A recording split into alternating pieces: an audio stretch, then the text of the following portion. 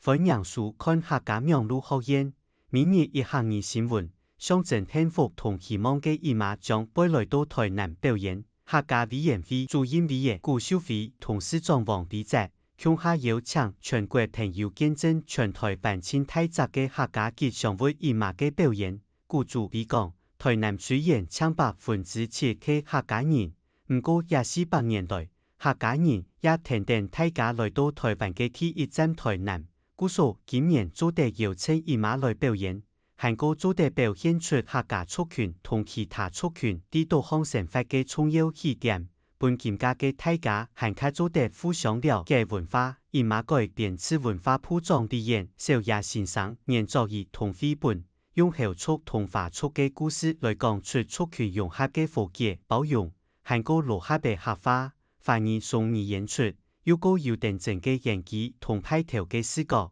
概述分享，到一下已經有87萬人次看過，同大家邀請到安平講述及40發通表演，以上係客家苗路學院嘅報道。接下來愛教大家見本日嘅每日一行二，就係劇團，大家共下來去看紙風車劇團嘅姨媽，大家共下來去看紙風車劇團嘅姨媽。唔好會忙啊，下禮拜再來了。